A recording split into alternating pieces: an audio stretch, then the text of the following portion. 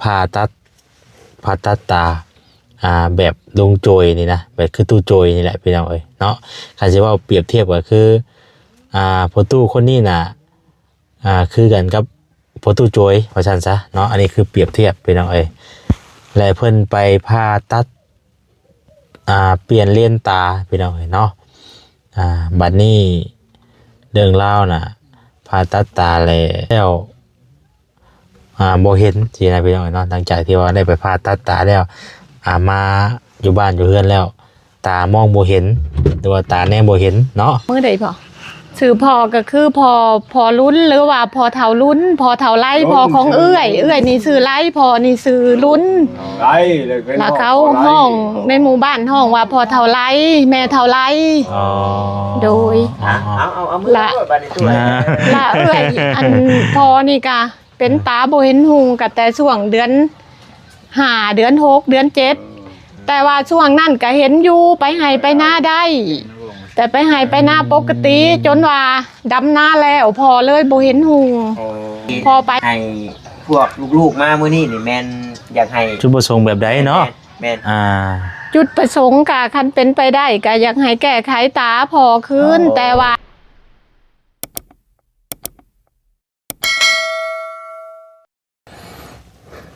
พี่น้องเอ้ย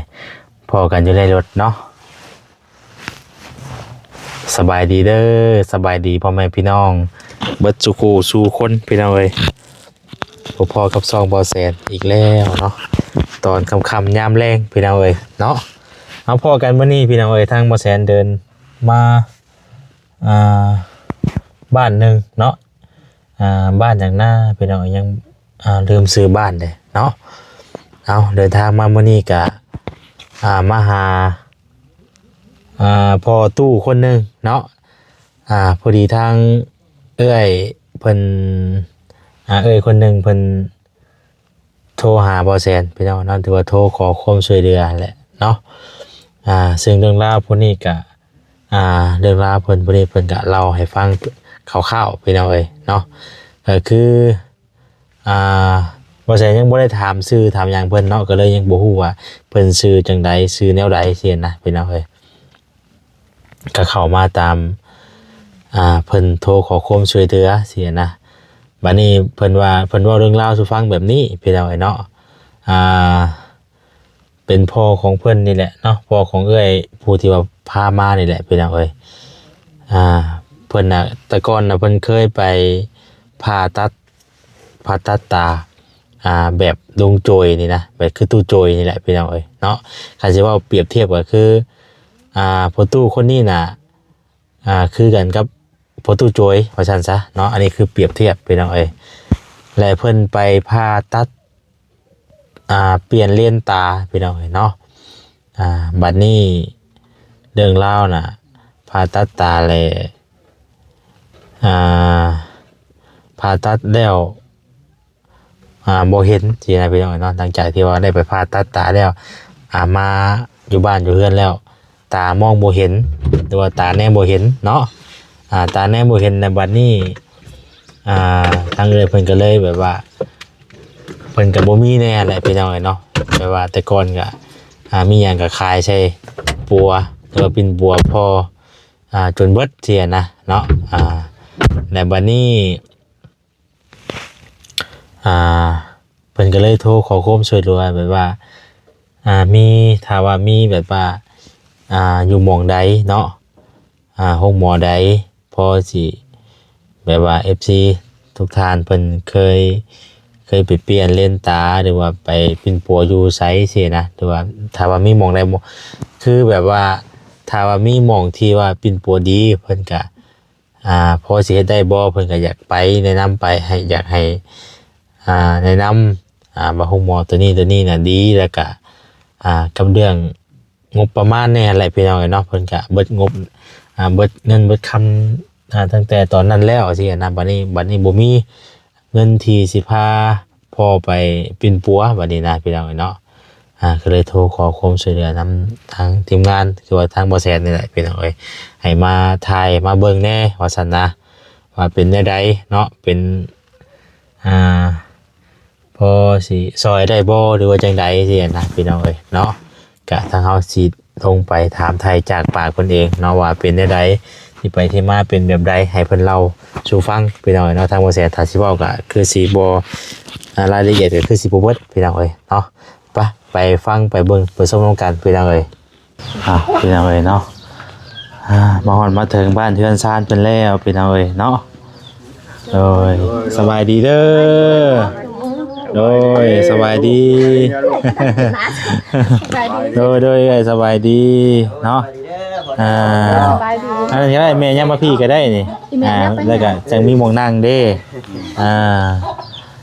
พอสุดไม่ใช่แม่ก็ได้นั่งเป็นนาชื่อเพิ่นเถอะอันนี้ไม่เท่าอีกเพราะไม่เท่าบ่ไม่ทำไปนี่เลยไม่ต้องเป็นยังพ่อเจ้าไปมาเซ็นก็เสียกระติกก่อนเอากระติกบ่มาทำการ4คนมื้อนี้ก็ได้พี่น้องเอ้ยมีโอกาสได้ขึ้นมาทางนี้สบายดีขอบใจผู้ใหญ่ใจดีที่มาถ่ายทำที่มาสัมภาษณ์เอื้อยกับพ่อแม่ก็ดีใจโดยเจ้านี่ก็เป็นคนโทรหาบ่เซนอยู่บ่เซนเราไปฮู้ทางไปรีบๆว่าซั่นเบิ่งตลอดใส่ไม้ขออนุญาตได้บ่เซนนี่โดยว่าจักทางแท้ไปเป็นไรดิก็เป็นเทื่อแรกหรือว่าครั้งแรกพี่น้องเนาะเข้ามาก็ได้เข้ามาทางบ่แซนก็ได้รับสายจากทางเอื้อยเพิ่นนั่นแหละเพิ่นว่าโทรขอความช่วยเหลือแน่ว่าซั่นนะเป็นไปได้บ่หรือว่าจังใดเนาะเฮาทางเฮาก็มาถ่ายทำให้ว่าให้พี่น้องเพิ่นเบิ่งทางผู้รักผู้ใหญ่เพิ่นเบิ่งก่อนว่าเป็นจังไดที่ไปที่มาเป็นแบบใดเนาะมีแต่เข้าเรื่องเลยแหละว่าอันให้ทางเอื้อยน่ะเราสู่ฟังเนาะที่ไปที่มาตั้งแต่เริ่มแรกน่ะเป็นจังได๋สินะที่ไปที่มาตอนแรกก็บอกชื่อพ่อตู้ก่อนก็ได้เนาะพ่อตู้ยังก็ชื่อพ่อหนุ่มมื้อใดพ่อชื่อพ่อก็คือพ่อลุ้นหรือว่าพ่อเฒ่าลุ้นพ่อเฒ่าไล่พ่อของเอื้อยนี่ชื่อไล่พ่อนี่ชื่อลุ้นไล่แล้วเขาห้องในหมู่บ้านห้องว่าพ่อเฒ่าไล่แม่เฒ่าไล่โดยเอามือบัดนี้ตัวละเอื้อยอันพ่อนี่ก็เป็นตาบ่เห็นหุงก็แต่ช่วงเดือน5เดือน6เดือน7แต่ว่าช่วงนั้นก็เห็นอยู่ไปให้ไปหน้าได้แต่ไปให้ไปหน้าปกติจนว่าดำหน้าแล้วพอเลยบ่เห็นหุงพอไปบ่ได้บ้านนี้อยู่แต่ในเฮือนพอไปบ่ได้เลยแต่ก็นี่เฮ็ดงานปกติเนาะปกติพอบ่เคยอยู่เฮือนพอไปหน้าไปให้เฮ็ดหัวเฮ็ดสวนจักปีแหละพ่อเพิ่นประมาณ70ฮอดบ่พอเขา70พุ่นแล้วเราบ่จำบ่ได้เอาได้ประมาณ60ปลายแล้วพอฮอดเดือน9ฮอดวันที่26เดือน9ปี2025เลยตัดสินใจขายควายตัวหนึ่งมีควายตัวเดียวครอบครัวนี่ก็ดีความทุกข์ยากขายควายตัวเดียวไปผ่าตัดตาพอก็บ่เห็นหุงบ่ดีขึ้นเลยถ้าผิดพลาดประการใดก็ขอโทษขออภัยทานหมอที่เบิ่งแยงดูแลผ่าตัดให้ก็ดีบ่ได้เว้าล่วงเกินเว้าตามความจริงแต่ว่าผ่าตัดแล้วเปิดตามื้อเช้าหุงมาได้คืนนึงเปิดตาพอบ่เห็นเลยพอเบิ่งบ่เห็นเลยเปิดตาว่ามื้อแรกก็บ่เห็นเลยบ่เห็นเลยหมดเลยมาก็งมมาเข้ากับป้อนอีกแต่ตอนสิไปผ่าตัดนี่เห็นอยู่บ่เห็นอยู่เห็นพ่อเห็นพ่องุ้มบ่พ่อดำแบบผู้ตู้จอยได้แบบผู้ตู้จอยนี่ตอนเราสิไปผ่าตัดน่ะอันเราบ่กล้าตัดสินใจอันผ่าตัดสองตาได้แบบว่าเราแบบว่ายังเห็นอยู่สินะเห็นแบบพ่อหุ้มเดียนะพอลาวเนาะแต่ว่าผ่าตัดเลยก็มันจะบอดเลยสินะบัดนี้ต้องประตูแล้วผ่าตัดมื้อ2โดยเอาตาเดียวบดเอาตาเดียวเพิ่นก็ว่ามันก็เสื่อมใส่กันจอประสาทมันเสียเพิ่นบ่ต่างบอดซับเนาะโดยบอดครับแม่ผ่าตัดเดือน2เป็นแม่ผ่าตัดแล้วแม่เห็นแม่พาเบื้องเดียวแม่เห็นหุงเบื้องเดียวเบื้องนึงแม่ยังบ่ทันได้เห็นแม่เห็นเบื้องเดียวแม่เห็นเบื้องเดียวตอนโดยเห็นอยากเห็นคือแม่คิดว่าพ่อหันสิเห็นแจ้งคือแม่แต่ว่าทางแม่นี่เห็นปกติเบ่2เลยบ่ผ่าตัดเบื้องเดียวเบื้องนี้ยังบ่ทันได้ผ่าเลยบ่เห็นแต่เบื้องนึงโดย แม่เบิ่ง คือตอน เดียว นี้น่ะบ่เห็นหยังเลยมันบ่ บ่เห็นเพียงเลย บ่เลยบ่เห็น บ่เห็นมิด ต่อ มันเป็นสีแบบใดเป็นสีแบบใดเป็นบ่แม่นสีมืดบ่มันเป็นแบบ มันเป็นสีแบบใดบอกความจริง ชีมันหมอกเป็นควันเป็นหยังเป็นหมอก เอาที่เฮาเห็นตอนนี้นะ นั่งนี่ก็บ่เห็นเลยบ่พอได้ยิน บ่ แต่เสี เห็ ย น ง บ่พอเพิ่นถามได้ยินแต่เสียงรถมา2คันก็ถามบ่ฮู้ว่ารถ อันนี้แต่น้องว่าน้อง อ๋อ ยังก็คือน้องรถมาใกล้คือเดี๋ยวนี้ใจนอนเช้าดาบน้ำก็นอนถึงเนี่ยนอนในหัน เฮาบ่เฮาได้ก็เฮาบ่เห็นรูปว่าการไปมามันก็ลำบากคือเว้าแหละเนาะ โดย น้ำ ลำ กะ บาก ต้มให้อาบนี่บ่ได้อาบน้ำเย็นอีก ต้ม ต้มอาบ เลยอันนี้บ่ได้ว่าล่วงเกินท่านหมอเพิ่นดอกไฟฟ้าตัดอยู่อันทางใดก็ โรงหมอแขวงสวรรณเขตโรงหมอตาโดยเฉพาะโรงหมอตาแขวงสวรรณเขตเฮานี่แหละ แต่ บ่ได้กับผู้เห็น ล่วง ก็เห็น เกิน อยู่ ทานหมอดอกว่าวตามความจริงถ้าผิดพลาดก็เอื้อยและพ่อและแม่ก็ขอโทษขออภัยนำหลายๆนี่แหละ เห็นคือไปดูแล้วเนาะ แม่ เอาบ่ได้ตู้จอยก็เห็นอยู่หั่นนะ ประตูจวยแล้วก็ไปเห็นหงอยู่หั่นได้ แต่หมอเพิ่นก็แนะนำอยู่เพิ่นก็ว่าเฮ็ดผ่าตัดนี่ก็เสี่ยงเพิ่นว่า50พอเพิ่นนี่มีความดันขึ้นตา อืม เสี่ยงเพิ่นก็แนะนำอธิบายให้ฮู้แต่ว่าเสี่ยงไปพร้อมๆกันหมอเพิ่นก็ว่าแนวนี้แหละ ถ้าผ่าตัดแล้วจอประสาทตาเพิ่นดีกลับคืนมาเพิ่นอาจจะมองเห็นได้หมอแนะนำแบบนี้ แล้วเลยตัดสินใจเสี่ยง เพราะแล้วก็ผ้าก็มีความเสี่ยงบ่ผ้าก็มีความเสี่ยงกันเนาะบ่ผ้าก็คือเสี่ยงบอด ยังรู้ บ่เลยเนาะบ่เห็นเลย บอดโดยที่บ่ได้มีการรักษา อ่า บาดนี่ตัวเสี่ยงนี่ถ้าว่าผ้าแล้วมันดีก็แม่น เออ แก้กะลี เห็นเลย โดย แต่ว่าบุญเฮาบ่นี่ก็แม่น โดย โอ้ยเนาะ ก็ถือว่าทั้งแพทย์ทั้งหมอเพิ่นก็เว้าจ้าแจ้งแล้วเนาะ จ้า บ่ได้ แจ้ กับ ง เพิ่นบอกเฮาอยู่ เพิ่นบอกความจริงอยู่เข้าใจทานหมอเพิ่นอยู่ และที่ให้พวกลูกๆมามื้อนี้นี่แม่นอยากให้ จุดประสงค์แบบใดเนาะ แม่น จุดประสงค์ก็คันเป็นไปได้ก็อยากให้แก้ไขตาพอคืนแต่ว่าโรงหมอแขวงสวรรณเขตเฮานี่เพิ่นจะอาจเฮ็ดให้บ่ได้แล้ว อ๋อ เพราะว่าเคยไปมาแล้ว โดย นี่ ความตั้งใจ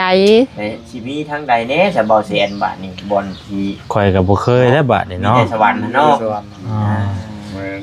โดย เอาแล้วก็คือ พี่น้อง FC และ ทาง นำมาเบิ่งเนาะ เอ้ยเพิ่นตอนนี้ก็คือแบบว่า ถ้าว่าคือห้องหมอสวรรณเขตนี่เพิ่นคือเพิ่นไปมาแล้วเนาะ โดย แต่บัดนี้ถ้าว่ามีทางใดทางหม่องใดหม่องหนึงที่ว่าเพิ่นอันแรกก็เฮากับอยากเพิ่น ลองแนะนำ ลองแนะนำเบิ่งเนาะ ถ้าว่าหาก โด ว่าย แนะนำมาแล้วบัดนี้ถ้าว่าบุญผู้ตู้เพิ่นเนาะมีผู้สดผู้ซอย โด อยาก ย โอ้เนาะพาผู้ตู้เพิ่นลองไปอยู่บนหันบนนี้ก็จังว่ากันที่ โดยโดย แต่ว่า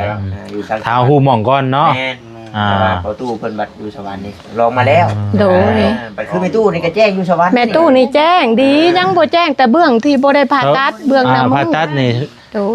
เท่าใดก็อันที่ว่าค่าใช้จ่ายแบบ ค่าใช้จ่ายหันเอื้อยจ่ายรวมไปมื้อที่แล้วหันเสีย10ล้าน อืม เสีย10ล้านทำอิฐหันหมอเพิ่นว่าอันใส่เลนส์4ล้าน5เพิ่นเลนส์มันเป็นของแท้ตัวนี้ค่ะ อืม ถ้าใส่เลนส์ธรรมดานี่บ่ได้ตาเพิ่นเสียแฮงหมอแนะนำให้ใส่เลนส์4ล้าน5 2เลนส์หันผู้ที่9ล้านบาทนี่รวมทั้งค่ายุกค่ายาเพิ่นให้จ่าย10ล้าน เอื้อยกระจายไปเลย10ล้าน โดย แล้วบาดนี้หันมือสิกลับออกมาเพิ่นก็จัดค่ายุกค่ายาให้อีกรวมทั้งค่ารถค่าล่างมาบ้านผู้ที่เสียอีกล้านหนึงมื้อสิกลับมาผู้ที่เป็น11ล้านบาทนี่ขึ้นมาได้2อาทิตย์เพิ่นนัดให้ลงไปกวดคืนเอื้อยกับพ่อก็พากันลงไป แล้วจ่ายค่ายา500,000รวมทั้งค่ายุค่ารถค่าล่างกลับบ้านกลับไปกลับมากับประมาณล้านหนึงผู้ที่รวมๆนี่หมด12ล้านเฉพาะเงินขายควายตัวเดียวของพ่อหันได้11ล้าน อ๋อก็ถือว่ามากินปัวใส่กับตานี่เบิดเลยเนาะ โดย ขายกล้วยตัวหนึง ลงไป เดี๋ยวมา พ่อ โดย ตานี่แหละสามารถบ่แจ้ง เพราะว่าจักสิไปใช้อีกบาทนี่เนาะพี่น้อง โดยทาวาอันขออนุญาตขออนุญาตทาวาปัวพอบ่ได้อยากขอสวยเหลือต่อแบบว่าอยากให้เทพื้นเฮือนแล้วก็ขอห้องน้ำอยากได้ห้องน้ำจักหลังแล้วก็ เทพื้นเฮือนแล้วก็เฮือนให้พ่อกับแม่ในห้องหนึงพ่อเพิ่นบ่ได้ ขึ้นเทิง ขึ้นลงเพิ่นยากลำบากตาเพิ่นบ่เห็นหุงที่ว่าลงมา เอาไป ถ่ายนักถ่ายเบาลงมาตารางหั่นนะ มีของน้ำ ประจุ บ่มีห้องน้ำก็บ่มี สิลงกะ ยังบ่มีห้องน้ำ โด มัน ย ลำบากตัวเที่ยวขึ้นเที่ยวลงเนาะ โดย อันนี้ บ่ได้ก็ก่อกับว่าก่อเบิดก่อ ก่อห้องนึง ห้องนึงบ่ได้อยู่ โดย รุมตารางนี่นะเนาะ โดย อันนี้คือเอื้อยเพิ่นบ่ได้เว้าอ้อมคอบได้พี่น้องเนาะเพิ่นเว้าในสิ่งที่เพิ่นอยากได้มาโลดเนาะ โดย บ่ได้ว่าเว้าบายเบี่ยงเนาะ บ่ แต่ว่าคือ ได้เพิ่นซื้อออกมา โดยเอ้ยเว้าชื่อเอ้ยเว้าตรง แบบตาม อยากช่วยเหลือพ่อแม่ที่ว่า แล้ว กำลัง ก็คืออยากให้ความสะดวก แม่ ทาง โดย พ่อกับแม่ ความสะดวกให้ เฮ็ แก่ ด พ่อ ไว้ กับ บ่ แม่ ได้กระจุงขึ้นลงกระจุงหลง ไปคือทางเอ้ยสิเฮ็ดสิสร้างให้ก็ เอ้ยกับบุมีเอ้ยกับวาดว่าวและครอบครัวเอ้ยกับ โอ้ก็พวก อาชีพบลอเอ้ยอยู่บ้านต่อหนาหาบ้านอาจารย์หาบ้านสาวพรหาบ้านเอ้ยหาเอ้ยเมื่ออยู่น้ำพัวเอ้ยเมื่อเฮือนพัวว่าจังซั่น มัน จ้า พ่อแม่มาอยู่ท้องเท่า มีอีกลูกสาวเพื่อนอยู่นะเพิ่นกับไปมา อ๋อ ลูกสาวกับลูกเคยอยู่ในเฮือนค่ะ คัน มื สิ อ เฮ็ เพิ่ ด นมามือเพิ่น เชิญสิเฮ็ด นอนไหนนอนหน้า ส่ แด วนนี้ ง ให้ทางพ่อแม่กับทางนี้กับแบบว่าบ่นั่นคือกันว่าซั่นซะเนาะทางลูกก็ได้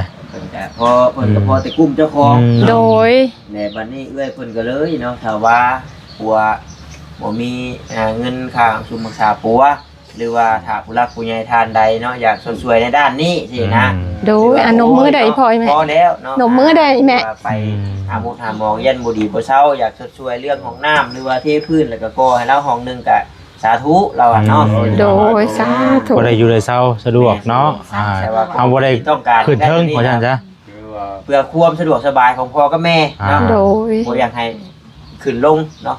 คนเป็นมงได้เนาะ แม่ โดย คือทางแม่กับเพิ่นก็คือสำนีแล้วเนาะ ใคร ก็ ได้จะ จะ ให้ คิ มั ด นแจ้งนี่ก็อยากบึ้ง สาธุ โดย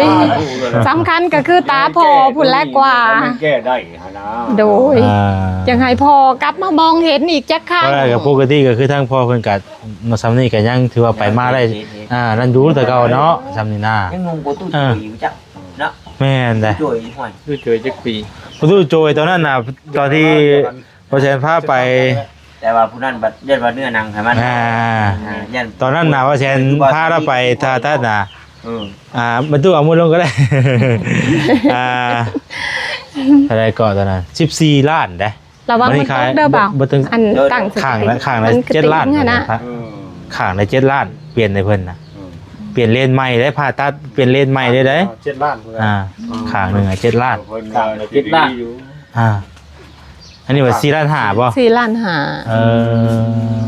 แม่หันใช้เล่นธรรมดาหัน8แสนแต่รายรวมค่ายุค่ายาแม่หันทั้งค่ารถค่าล้างกับประมาณ3ล้านปลายนี่แหละเอื้อยพาไปเฮ็ดปีที่แล้วนี่ฮะ เพราะว่านั่นก็ทางตู้ช่วยเพิ่นก็เปิดมาปุ๊บก็เคยเห็นแล้วเด้วันนี้ตอนมาส่งอยู่บ้านนี่เป็นสารวินบาทนี่เป็นวินบาทนี่ แม่ก็เปิดมาก็เห็นแจ้งหมดเลยในห้องหมอหันต้นไม้ต้นตอกเห็นหมดเลยแม่ฮะ เพิ่นให้นับมักอันมักนี่กะนับกะถึกสิหน่วย โอ้ยเจ้าจะไปสร้างว่ามือเลขออกได้เอาชื่อเลขกัน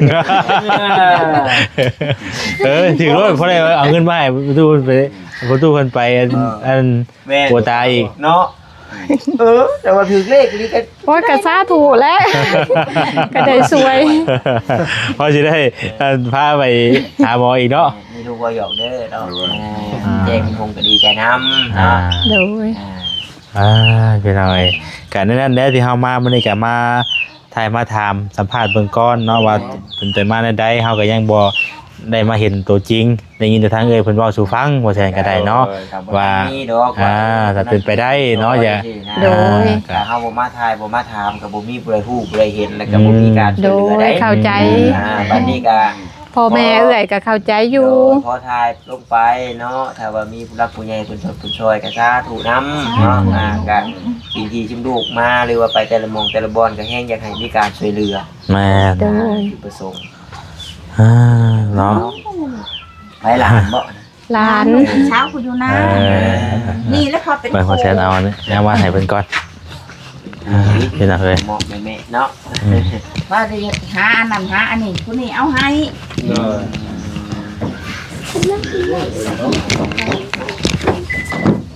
โ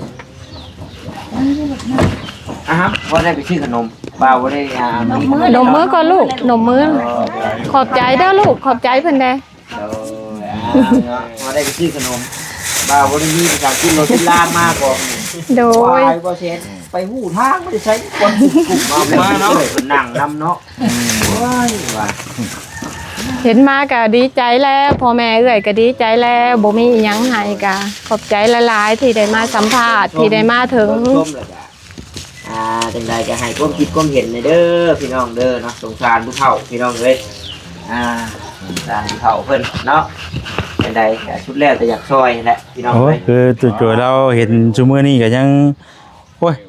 ไปหาเฮาก้านได้นี่ไปหาก้านหาเนื้อ ทำ หา ห้องซอยคนให้แจ้งกรุงได้ทำให้ชีวิตใหม่ อ้าว คนเลยเนาะ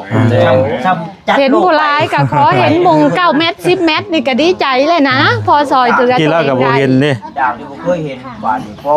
ห่วยแจ้งขึ้นมานี่ป๊า อืม ฉันเกิดชาติใหม่เลยลู โอ้ ก ยโลกธรรมแจ้งนี่ จังหวะแจ้งมาสิบ่ถือในตู้บ่แห้งแล้วเจ้าเป็นผู้ใดมันจะบ่แห้งแล้ว แปลกแล้วบริคือตาเองแหละ เออเอ้า บ่คือ อยู่น้ำตัวเองนี่บ่ตายเองนี่เนาะ บ่คือบ่คือตาแต่ก่อน แปลกไหน มันเป็นสีเปลี่ยนเนาะ มันใสกว่าเก่าแม่นบ่อ่าเจ๋งกว่าเก่าอ่า พูดในวัดว่าพูดเห็น อ่า ไหม เห็นเบิดว่านี่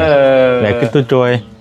ใส่แว่นสายตาบ่ได้เด้ เบิ่ง ต้องใส่แว่น ปีแล้วก็ ใช่ได้ แบบว่าสีเรามืดมา ว่าแต่ว่ามันสิลายต้อง เรา เฮา ห ต้ มื่ อง นบ่ ไป ได้ ตัด โด ได้ น โดยเฉ เราห พาะ มื่นช่วงเดือน5เดือน6เดือน7 แสดงว่า ละเดือน9ก็ไปผ่าตัดวันที่26เดือน9ปี2025 โดย เอาใจสั้นแล้วพี่น้องเนาะกะเบิ่งน้ำกันเนาะพิจารณาน้ำกันและพี่น้องท่านใดเพิ่นอยากซอยอยากช่วยซอยก็ยินดีพี่น้องบ่ได้พาไปหาหมอหมอหรือว่าถ้าว่าก็คือทางเพิ่นเว้าหั่นแหละเนาะว่า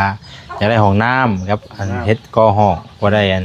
โดย ทางพ่อกับแม่อยู่คือ ขึ้นเที่ยวลง เพื่อนในสิ่งที่เพิ่นขออย่างที่สองถ้าว่าเนาะซอยพอทั้งด้านตาบ่เห็นก็พอซอยบ่ให้ความลำบากแก่เพิ่นปานใดเนาะนี่ก็คือในความเป็นห่วงเป็นใยของลูก โดย ก็ถ้าสิเฮ็ดในพ่อด้วยน้ำพักน้ำแรงเจ้าของก็บ่แห้งบ่ถึงว่า โดย หาอยู่หากินพอคุ้มเจ้าของก็บ่แห้งแล้วเนาะ โดย แต่ว่าเป็นหยังคืออยากให้ผู้อื่นเข้ามาช่วยเหลือกันย้อนเขานี่แหละอยากให้พ่อเนาะได้อยู่สะดวกสบายก็อยากให้เห็นหุ้งพี่น้องในนามคนนึงว่าอะไรก็ได้ เอ้าซะเนาะนี่บ่แซ่นเอามาทางมาต้อนทาง ได้พอหับเอาได้นบมือซะก่อนนี่พอนบมือก่อนขอบใจบ่าวแสนได้พอขอบใจให้สุขมันร่ำรวยกว่าเก่าเด้อบ่าวเด้อทางทีมงานก็ดีขอบใจหลาย จักอยู่บ่ได้หมายยังนี่เฮ้ยมึงอยู่ห่า มาเพียง เด้อ จะจอยกี่ได้เนาะ ช่วยซอง ช่วยชม เพิ่นบ่แม่น ถืออยู่ได้เนาะ ร้านบอกเนาะ ๆหลานบอกหลานหน่อยบอก มันจักแม่ แล้วยังไงเอาลูกกับมาอย่ามาอย่ามาก่อน ร่ำรวยกว่าเก่าทางทีมงานก็ดีทางเอื้อยทางพ่อแม่ก็ขอบใจหลายๆให้สุขมันร่ำรวยกว่าเก่าให้ได้พึ่งพาอาศัยกว่าเก่าไปทางใดให้มีคนหักคนแพงสาธุเอื้อยก็ดีใจได้เข้ามาเยี่ยมยามนี่ก็ดี มีแต่นั่นแหละถ้าเนาะก็ติดตามรับชมต่อไปพี่น้องเนาะถ้าว่ามีการช่วยเหลือก็กลับเข้ามาพี่น้องเนาะหรือว่าถ้าผู้รับผู้ใหญ่ท่านใดอยากให้เขามาอัปเดตอยากให้เป็นสะพานบุญกับทางทีมงานก็ยินดีเด้อพี่น้องเด้อแต่ว่ามื้อนี้ก็ทางบาต้าก็บ่มีหยังมาฝากมาต้อนเนาะพี่น้องเนาะก็นี่แหละมาทายเนาะกับพ่อแม่พี่น้อง FC ได้เบิ่งได้ชมนํกันตามทางเอื้อยเพิ่นว่าเข้ามาเบิ่งแน่เนาะเป็นจังใดก็ได้หรือบ่ได้ก็ให้พี่น้องเข้ามาเบิ่งแน่ว่าซั่นเนาะ ซอยกันไปเอากันเนาะ พี่น้องเอ้ย โดย ขอบอกขอบใจหลายๆ ขอบมุกขอบใจหนกมือแม่หนกมืออีพอสมหมันร่ำรวยกว่าเก่าถ้ามีผู้ใหญ่ใจดีเข้ามาช่วยเหลือก็แห้งเป็นการดีซะ โอ้ย กลับนำกันว่าเจ้ากับบัดนี้ กลับนำกัน ลูกขออนุญาตนะกดไม้หน่อยเด้อ ใช่แล้วก็เบิ่งก่อนเนาะ แม่นเอาพี่น้องเลย โดย ทางเราเนาะ เนาะก็เบิ่งน้ำกันมาแล้วเนาะพี่น้องเอ้ยได้มาเพิ่นได้ ช่วยเหลือแล้ว โดย มาเบิ่งเลยตา โดยเอาติดตามเพิ่นน้ำกันพี่น้องเอ้ย ไปแม่พวกกับเมื่อบ่มสาวบ่าวเพิ่นเด้ เมื่อ เมื่อเราดูเพิ่นเจ้าสิยางเมื่อก็มันยังดอกเมื่อนี่มันง่ายเลย เดี๋ยวสิยางเมื่อ โอ้ยากเมื่อบัวนั่นล็อกเนาะเอาครับเด้อพอเด้อโดยให้สุขดีเด้อแล้วมาเยี่ยมมาถามเบิ่งเนาะ ปลอดภัย โชคดีพี่น้องเอ้ย ช่วยเหลือนี่พอได้มีบอลกันแก้เงิขึ้น น นี่ ไท ก็ ย จุ้ นี่ ง นะ ขึ้นลูกลงนี่ก็จุ้งลง ช่วยเรื่องกับพ่อมีบอลแจ้งบอลว่าสิไปแก้ได้ก็จะไปตัวมันยังแจ้งนี่ยังเห็นนี่แหละแนมหายังบ่เห็นนี่หมู่บ้านเมืองเฮ็ดเพียงก็บ่จัก บ่ฮู้หยังเลยเนาะ โอ้โหยังแบบจักคือเป็นคนจังจักอะไรเนาะเอาแนมหายังบ่เห็นนี่ โดย ลำบากเนี่ยเฮาทายน้ำยัง ของน้ำบ่มีบัดนี้มีของน้ำนี่ใครได้เนาะ มีห้องน้ำใครอยู่ น้ำก็บ่มีบัดนี้ยังนั่นโต เบาเปียดเพิ่นบ่เอา ฮะ เพิ่นว่ามีอยู่ไปซื้อให้กินน่ะนะ โอ้ยโดย ชื่อไปกินกันได้จังว่าเพิ่นบ่เอา เพิ่นว่ามีอยู่นำเพิ่น โอ้ยเนาะเพิ่นซื้อน้ำที่ไหนมาให้พี่น้องเอ้ยผมบ่เข้าใจอะไรกินได้ไงเนาะเริ่มเด้อ บ่เอาว่าไว้ให้ผู้ตู่กิน ก็มีคือการของมาแชร์กันเนาะแต่ว่านั่นก็เอาไว้ก็ได้ไว้ให้พ่อไว้กินก็ได้เนาะ เด้อ ไว้แต่พ่อแต่ว่านั่นก็น้ำดื่มพอทางลูกก็มีอยู่น้ำก็ขมุกขอบใจหลายเด้อเอาบ่ตัวไว้กินก็ได้เด้อนี่ฮะประตูบ่ได้กินประตูนี่ บ่กินบ่เอ็มร้อยนี่บ่เอาว่าจะเอาตัวนี้แล้วจ้ะเด้อโดย เอาไปเอา เอาเนาะน้ำใจได้เนาะ นี่ตัวนี้ก็เอานะลูก น้ำใจ นี่งานเพิ่นยังบ่ทันได้ เอาไปยังเอานี่ก็ได้เอานี่ก็ได้เอาประตูน้ำมาไว้ก็ได้ เมื่อเพิ่นยังบ่ปิดกล้อง โดยเอาโชคดีเด้อจะดีมีแห้งพี่น้องเอ้ยโดยขอบใจละลายพี่น้องเอ้ยเนาะพี่น้องเอ้ยเอาแต่เฮาก็หาน้ำใจเพิ่นไว้เพิ่นเอาให้เนาะโอ้ยขมุกเข้าใจละลายไปเอาบ่นี่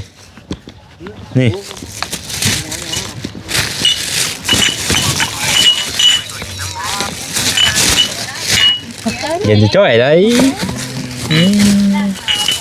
เนาะเจ้าน้ำหน้าป่ะบัดนี้จะให้รถคอนได้